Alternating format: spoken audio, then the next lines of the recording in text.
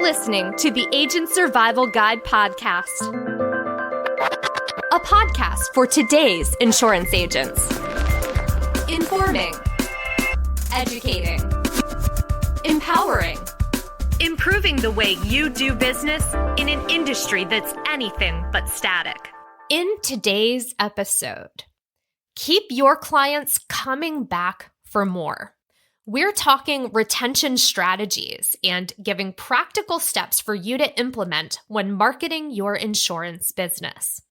Why client retention should be your top priority, written by Lily Joines. When you became an insurance agent, you might not have realized you were getting more than a sales job, but it's true. In addition to the sales component, there's also customer service and a bit of marketing sprinkled in for good measure. Client retention falls into the latter two categories, the aspects of interacting with clients that come after the sale. We've mentioned before here on the podcast that client retention is vital to agent success. Keeping in touch with your clients provides real results, and we've got some stats to prove it. So let's walk through some of those numbers and talk best practices. The first rule of client retention: be an agent who cares. When you deliver a positive customer experience, clients are more likely to keep coming back and tell their friends. You never want them to think you're just trying to make a sale and then forget about them. It's about the connection with your clients, and that bond is crucial. So much so that in a recent Salesforce study, 88% of customers said that their experience as a customer was just as important as the company's products and services.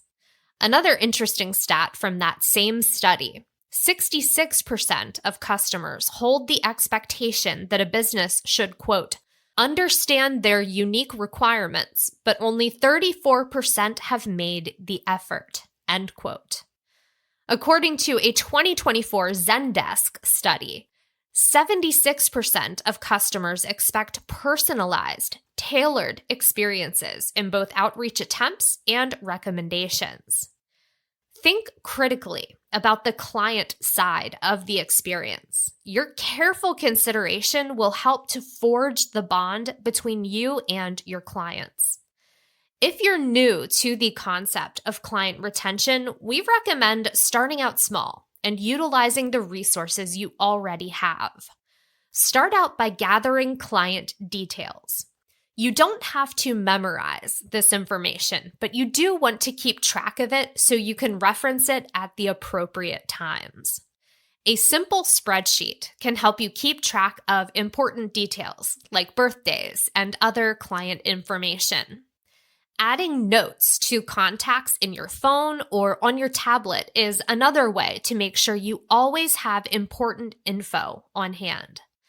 Try learning the following about each client: personal details like their spouse's name, kids' names and ages, birthdays, anniversaries, their job or industry, activities and organizations they're involved with or that their kids participate in, upcoming vacations, favorite sports teams, the list goes on.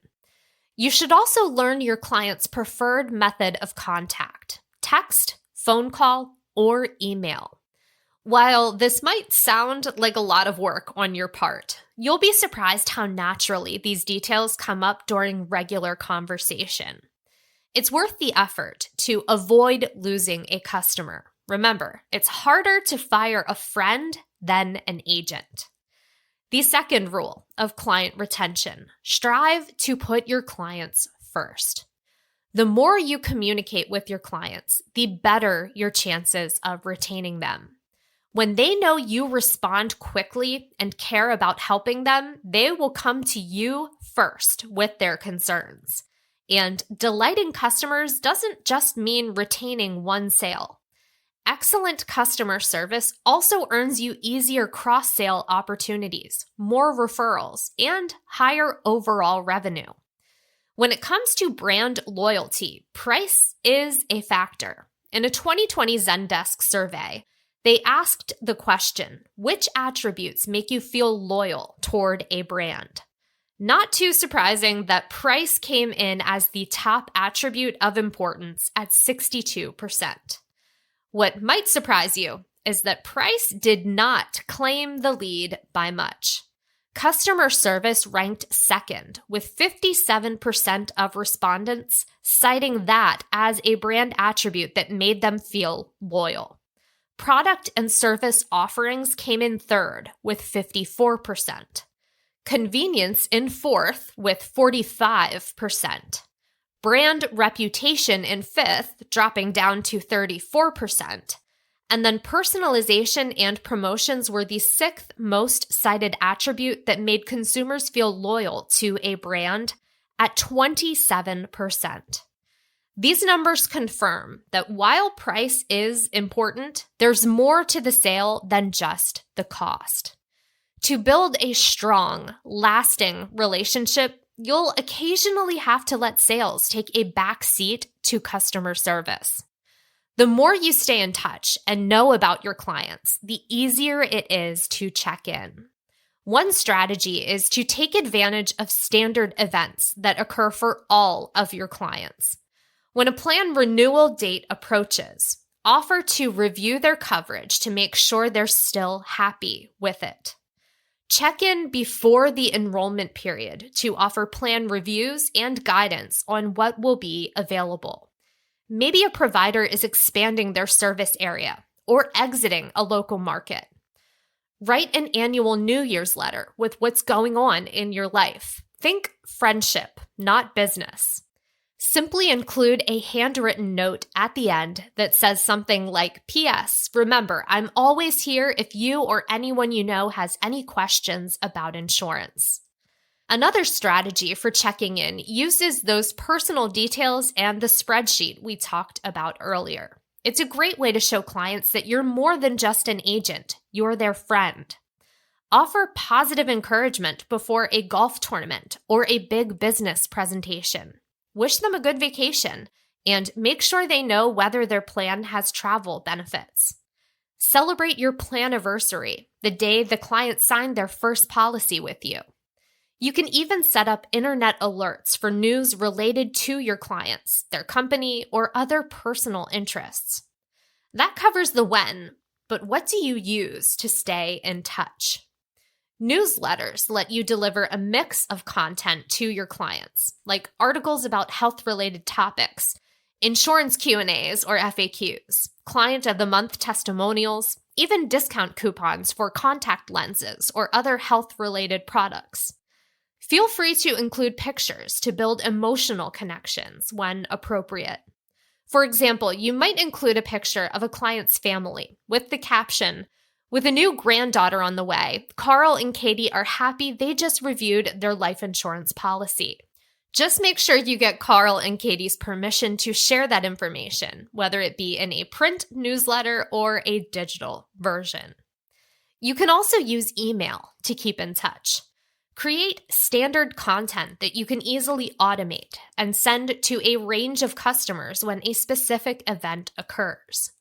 You can send a message when a lead becomes a client, when a client turns 65, when a client enrolls in a new plan, or when a client is approaching their plan renewal date. Consider the power of surveys, too. They offer a number of benefits, including increasing customer loyalty, generating repeat sales, and collecting valuable feedback. More specifically, research shows that survey participants are half as likely to defect to a competitor, and they're more profitable than non-surveyed customers.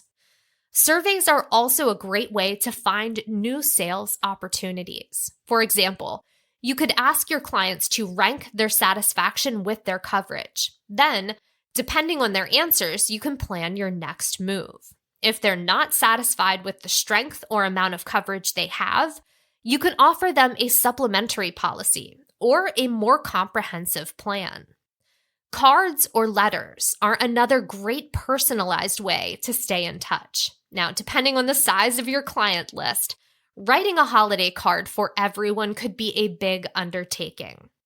To save yourself from having to crank out dozens of cards at once, pre-write a holiday card for each client when they first become a customer and file it away. To make your notes more personal, use old-fashioned pen and paper instead of a computer. I know I prefer to receive a personalized letter or handwritten card than something that looks mass-produced.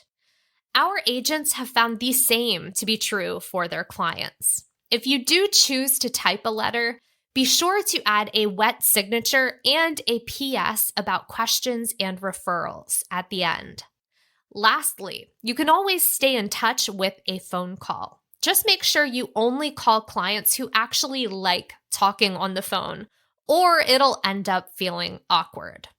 Also, scripting the whole call will make you sound unnatural. Instead, make a simple list of conversation starters to keep you on track. Remember, you're not giving a sales pitch with these calls. You're just checking in to see how they're doing and what's new in their life. When you keep in consistent contact with your clients, your relationships will become more mutually beneficial. While you develop a steady, reliable source for referrals and generate easier cross-sell opportunities, your client will get increasingly better protection and more peace of mind from following your expert advice. Want to learn even more about the benefits of putting your client first? Our marketing team here at Ritter wrote a short guide on that exact topic. I don't want to give away too much here, but we go over tips for effective communication, best practices for digital interactions, and so much more. In addition to our guide on client retention, you'll find all sorts of helpful information in the notes. These studies we mentioned today, more podcast episodes like this one, and links to our social pages. We've been on a client retention kick lately, so if that's something you want to learn more about, highly recommend following along with our show. We've got some great content coming up that you do not want to miss. Thanks for listening today, and thank you for following along with our show. We will see you next episode. The Agent Survival Guide podcast is a production of Ritter Insurance Marketing, an Integrity company. This episode was written by Lily Joins. Script adaptation by Tina Lamoureux. Recording and production by me, Sarah Ruppel. Podcast design by Urban Rivera. Artwork by Vivian Zhao. Follow along with our show wherever you like to listen.